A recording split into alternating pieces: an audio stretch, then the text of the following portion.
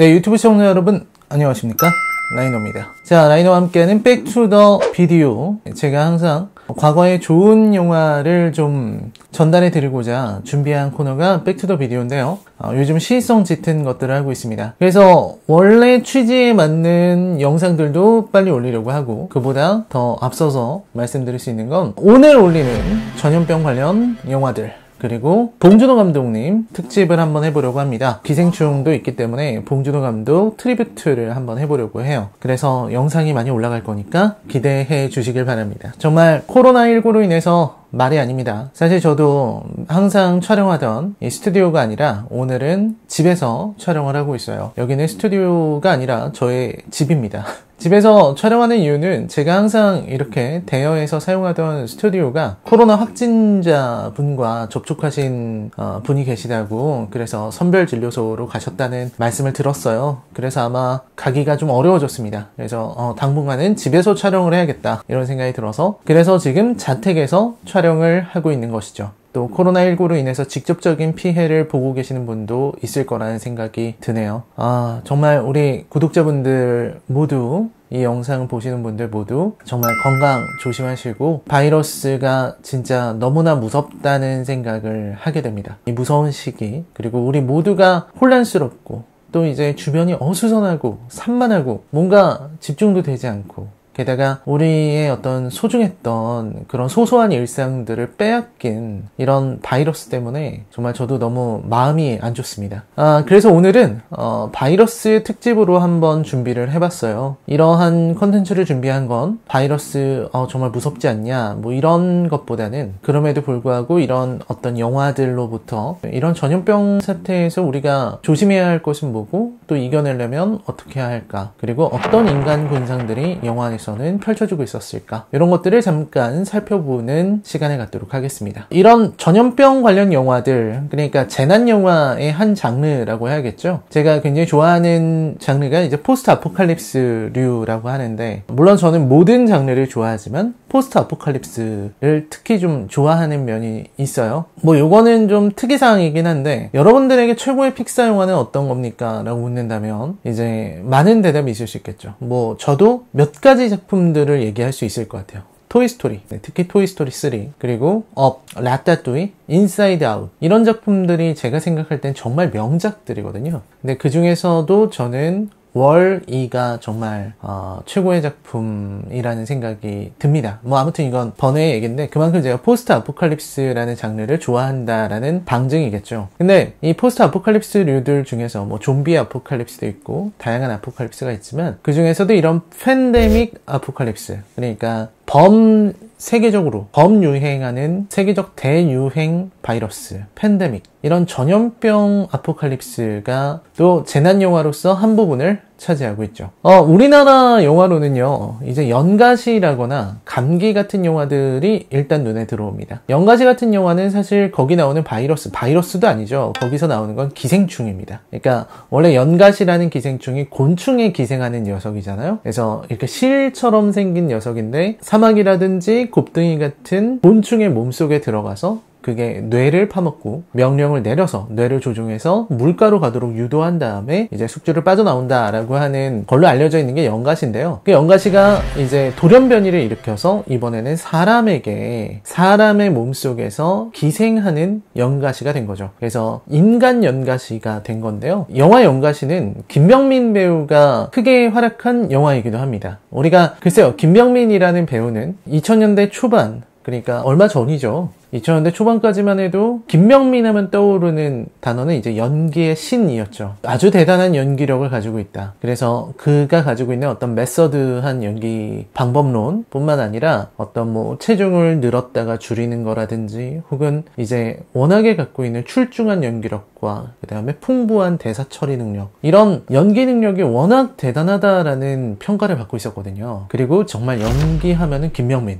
이런 평가가 지배적이었는데, 근데 이제 2010년대가 들어서는 김명민 배우에게 좀 안 좋은 이미지도 생겨났죠. 이제 흥행을 못하는 배우, 혹은 믿고 거르는 김명민, 이런 뭐라고 할까, 좀 불명예스러운 별명까지 생기게 됐습니다. 그 이유는 이제 뭐 여러 가지가 있겠지만, 어쨌든 이 영화는 사실 김명민 배우가 흥행에 성공한 영화이기도 하죠. 조선 명탐정 시리즈 못지않게 400만 이상의 흥행을 한 그런 작품이기도 합니다. 내용은 좀 그래요.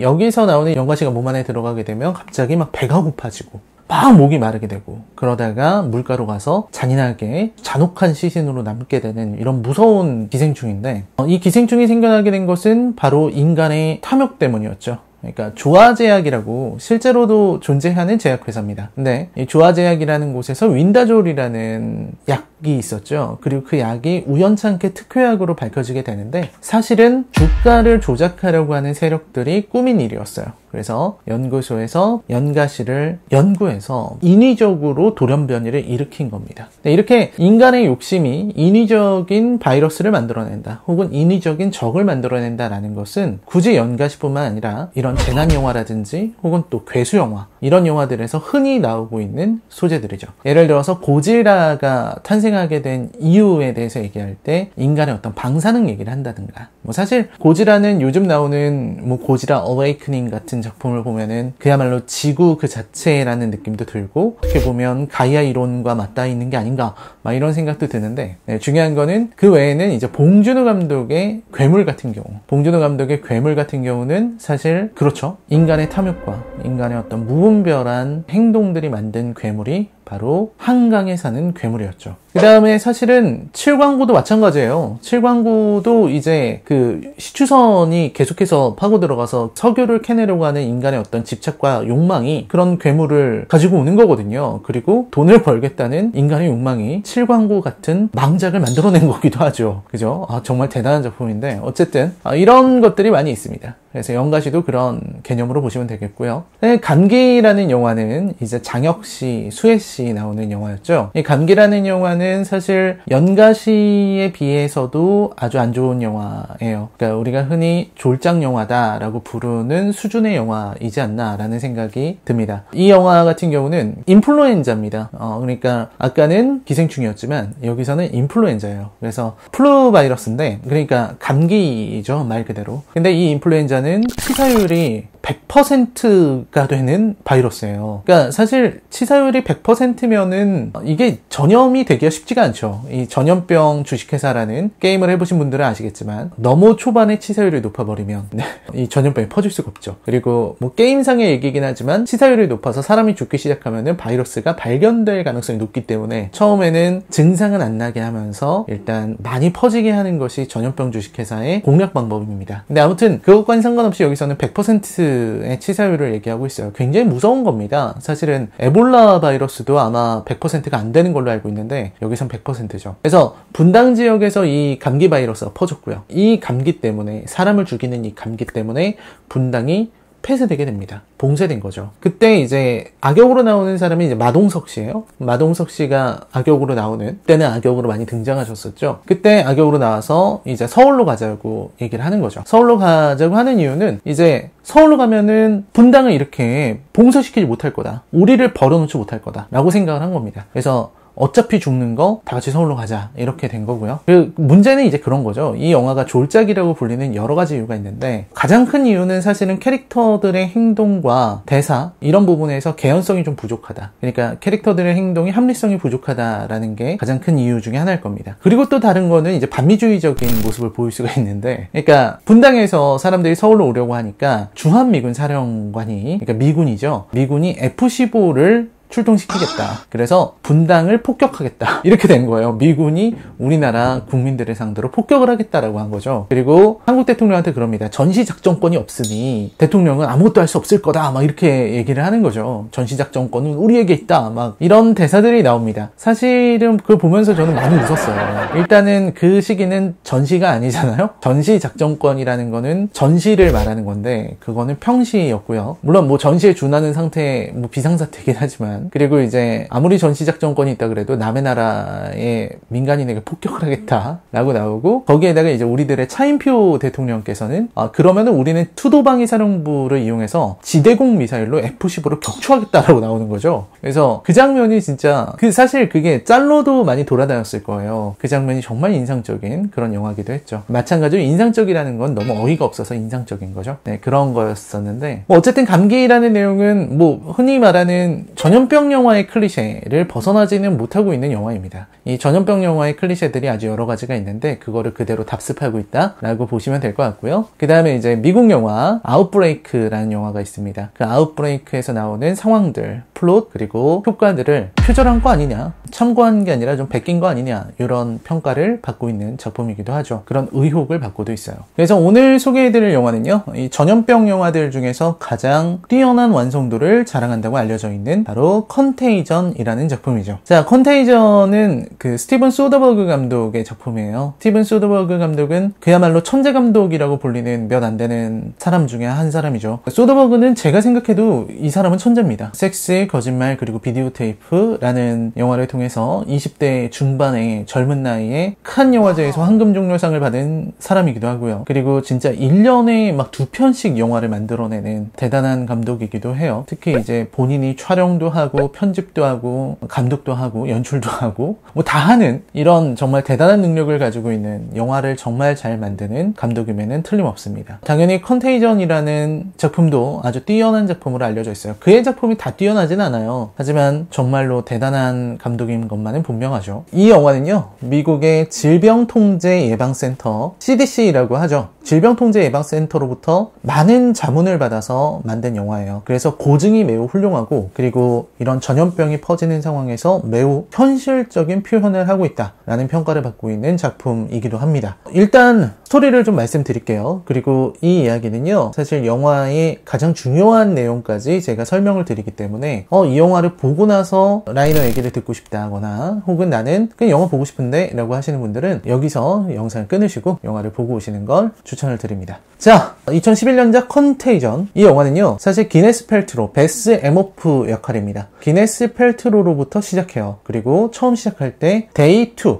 그러니까 두 번째 날, 감염이 시작되고 두 번째 날부터 시작합니다. 기네스 펠트로는 홍콩 출장을 갔어요. 홍콩 출장을 갔다가 이제 돌아왔습니다. 돌아오는데 어떤 일이 벌어지냐면, 홍콩 출장에서 기네스 펠트로와 만났던 일본인 셀러리맨이 일본에서 감기 같은 걸 걸려요. 기침이 나고 열이 생깁니다. 그러다가 버스에서 쓰러져서 죽었어요. 그냥 죽어버렸어요. 그리고 기네스 펠트로도 마찬가지로 감기 증세가 있었고 기침이 나고 열이 났습니다. 그리고 집에 오자마자 아들한테 옮아요. 아들도 기침이 나고 열이 나서 사실 그 어린이집, 뭐 유치원 같은 곳이죠. 그런 곳에 애를 맡겼는데 애가 이제 감기 증세가 있어서 선생님이 걱정하고 뭐 그런 내용들이 나옵니다. 그리고 기네스 펠트로는 자기 부엌에서 물을 먹다가 컵을 떨어뜨리고 그 자리에서 쓰러져요. 그리고선 막 침을 흘리면서 발작을 일으킵니다. 그때 이제 남편은 맷 데이먼이죠. 네, 미치 에머프 씨인데요. 맷 데이먼이 기네스 펠트로를 데리고 바로 응급실로 가죠. 응급실로 가고 맷 데이먼이 너무나 걱정하고 있을 때, 그때 바로 의사가 나옵니다. 그리고 의사가 나와서 나누는 이 대화가 정말 인상적이죠. All our efforts, she failed to respond, and her heart stopped, and unfortunately, she did die. So can I go talk to her? Mr. Amoff, I'm sorry. Your wife is dead. You know, I mean, I just saw her. We were just at home.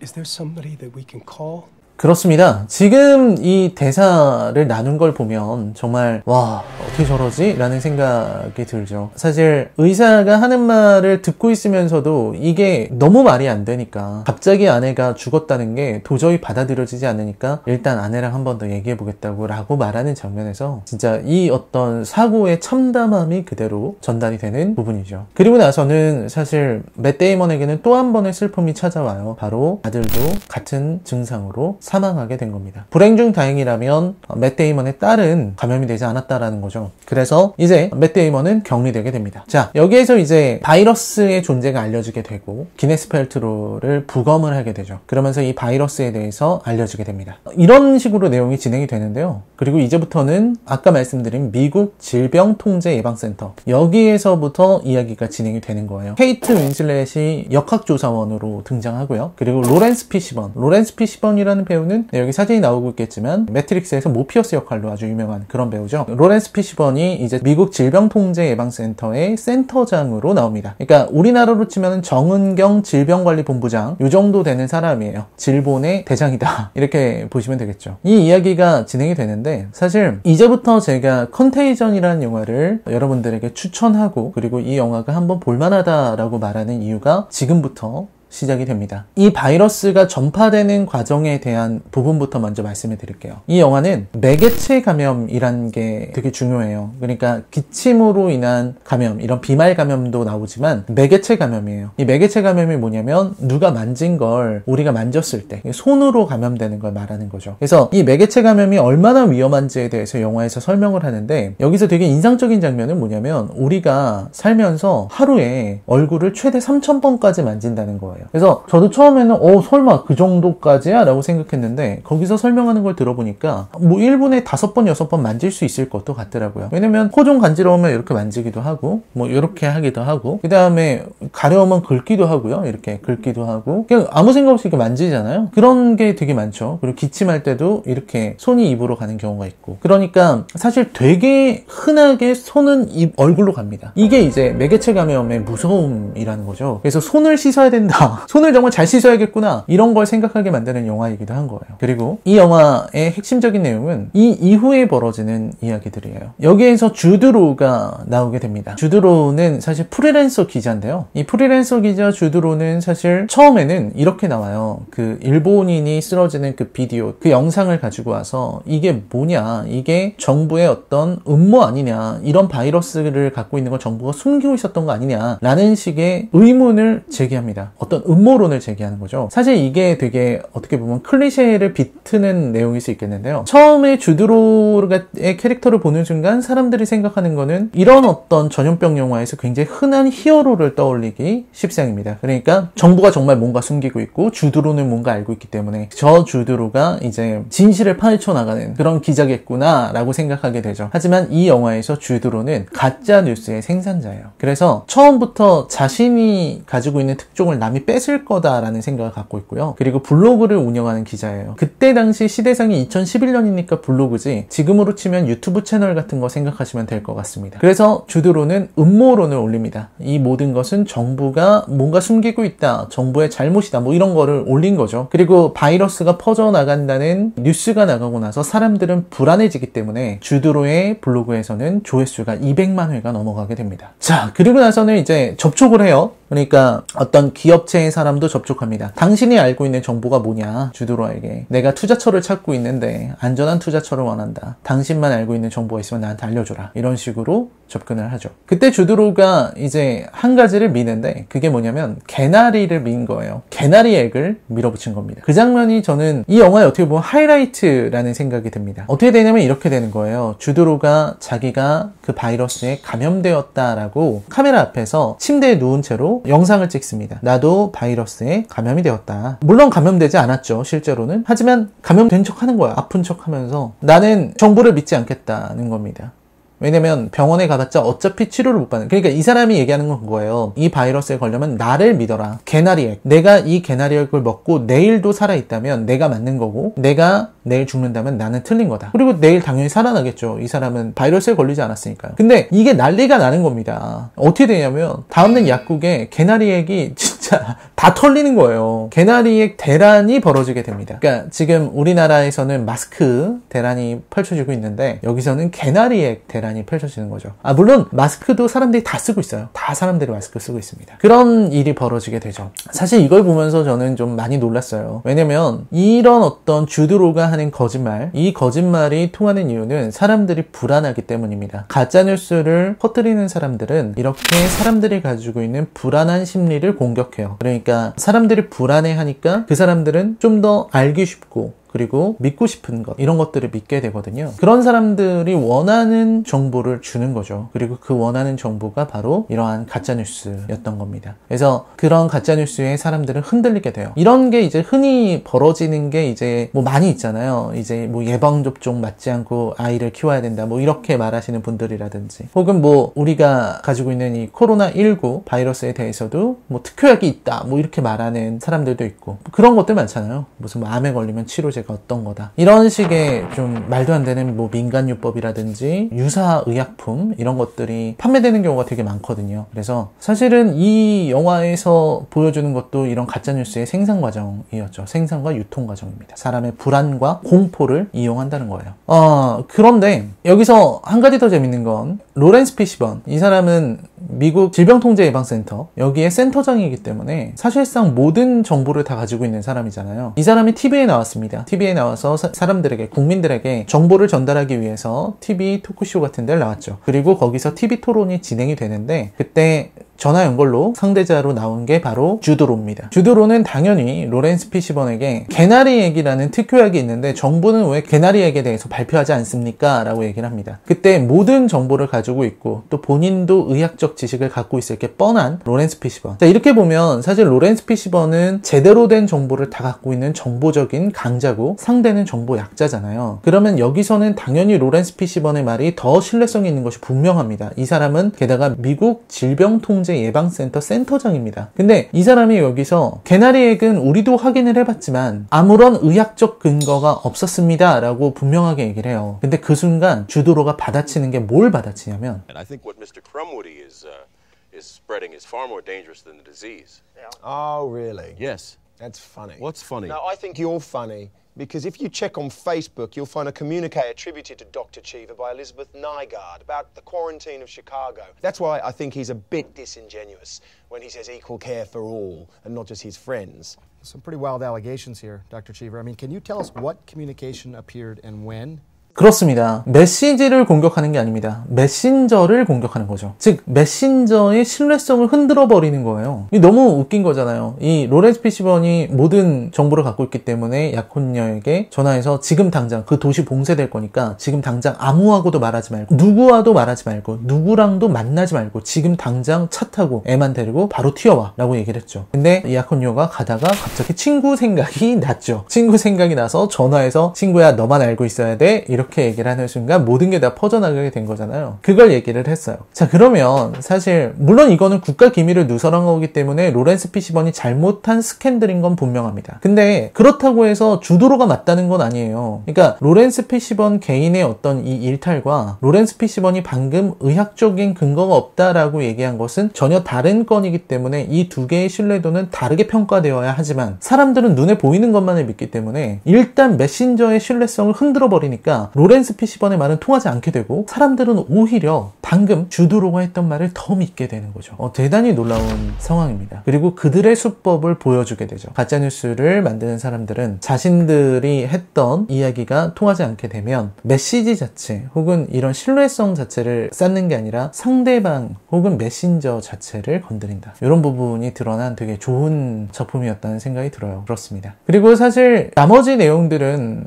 되게 미국이기 때문에 또 벌어지는 것들이 많아요. 약탈이라든지 뭐 이런 것들이죠. 미국은 또 총을 갖고 있는 나라이기 때문에 사실 이런 아포칼립스 상황으로 가면 좀 걷잡을 수 없이 가버릴 확률도 있거든요. 그러니까 자경대가 생길 가능성이 굉장히 크고, 그리고 어떤 이런 약탈이라든지 이런 것에 대해 대항하거나 혹은 약탈을 자행하거나 이런 사람들이 아주 강한 폭력으로 무장하게 되는 경우가 많기 때문에 사실 우리나라에서 벌어지는 것과는 양상이 다를 거라는 생각도 듭니다. 어쨌든 중요한 거는 마트 털고 이런 거 엄청나죠. 마트에서 사재기하고 털고, 그 다음에 무법 상황이 펼쳐지고, 그리고 길에 쓰레기들 가득한데 거기에 맷 데이먼이 걸어가고, 이런 장면들은 되게 그야말로 아포칼립스물의 전형적인 장면들이죠. 그리고 그 상황에서도 주드로는 끝까지 찌라시를 이렇게 하면서 개나리가 답이다 뭐 이런 게 적혀있는 찌라시를 차마다 이렇게 붙이고 다니는 그런 열성, 정말 열심히 사는구나 이런 생각이 들어요. 굉장히 성실하고 부지런하다라는 생각이 듭니다. 사실 이 영화를 보면서 이제 슬슬 결말을 말씀드려야 될 텐데 좋은 장면들이 되게 많았어요. 가장 긍정적으로 그려지는 캐릭터는 케이트 윈슬렛이에요. 맛이에요. 케이트 윈슬렛은 굉장히 대처가 빠르고 그리고 정말 국민들을 구하기 위해서 모든 노력을 다하는 캐릭터로 나옵니다. 그래서 사실 체육관을 준비하는 장면부터 시작해서 정말 이 바이러스를 막기 위해서 온 힘을 다해서 싸우죠. 하지만 본인도 결국은 병에 감염이 되게 돼요. 그 병에 감염된 이후로는 사실 스스로가 스스로를 격리하고 그리고 자신이 준비했던 이런 환자들 수용시설에서 죽음을 맞이하죠. 죽음을 맞이하는 마지막 순간까지도 옆에 있는 환자가 추워하니까 자신의 외투를 이렇게 건네는 그 장면에서 인간의 어떤 이타심이 가지고 있는 위대함 이런 걸 좀 느낄 수 있어요. 사실 우리 지금 상황에서도 가장 많이 고생하고 또 정말 자신의 생명과 그리고 자신의 모든 걸 던져서 환자를 구하고자 노력하는 의료진들의 노력이 있잖아요. 그 의료진들의 노력은 진짜 지금 우리는 보이지 않지만 그 사람들은 아침부터 저녁까지 정말 엄청난 스트레스와 노동 강도 그리고 사람을 살리기 위해서 자신을 지금 던지고 있는 상황인데 그런 부분을 보면 참 감동적이다라는 생각이 많이 드는 그런 장면입니다. 아무튼 이 영화에서 나왔던 이 바이러스는 치사율이 20%에서 30% 정도 되는 매우 위험한 바이러스였고요. 그리고 정말 나라가 한순간에 마비가 되는 모습을 잘 표현했습니다. 특히 이 바이러스가 전염병이라는 게 사람을 얼마나 고립되게 만드는지 사람을 얼마나 외롭게 만드는지를 표현한 작품이기도 해요. 그래서 맷 데이먼이 이제 딸이 왔는데도 격리병실에 있어야 되니까 직접 만나지 못하는 그 장면에서의 아쉬움, 안타까움 그리고 가족을 잃어버리고 나서 혼자 숨죽여서 흐느끼는 부분에서 그리고 다른 사람과 접촉하면 안 되잖아요. 사람들로부터 멀어지게 만드는 게 바로 전염병이기 때문에 이 전염병이라는 것이 얼마나 무서운가에 대해서 영화는 잘 이야기하고 있다는 생각이 듭니다. 이제 결론입니다. 결론은 이 바이러스가 어디서 왔느냐, 왜 컨테이전이라는 영화가 이렇게까지 난리가 났을까, 이런 거죠. 이 컨테이전이 이렇게 난리가 난 이유를 생각을 해보면 이 바이러스, 기네스 펠트로가 가지고 온 바이러스죠. 이 바이러스가 어디서 왔냐면 바로 박쥐로부터 왔습니다. 미국의 기업으로 보이는, 아마 다국적 기업이겠죠. 그 기업으로 보이는 불도저 같은 게 숲을 파괴하고 있어요.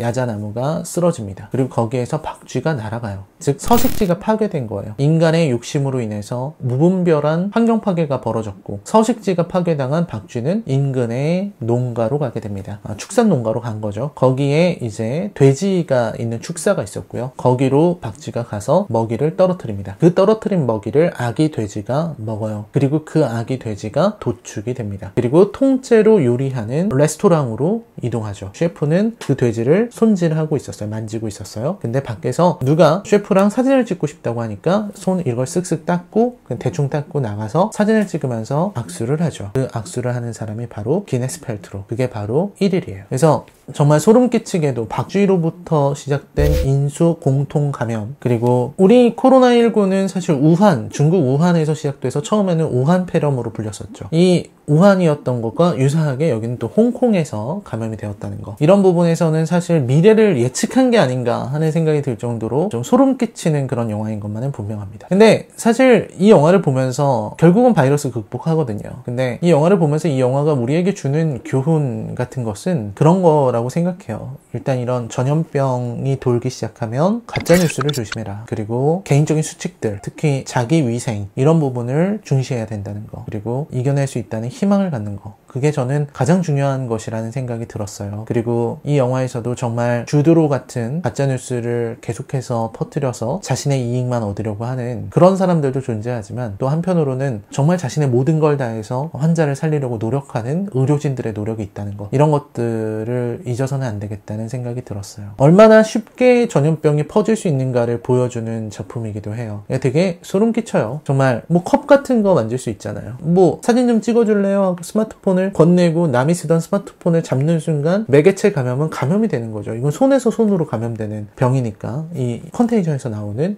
병은요. 그리고 기침 한번 해요.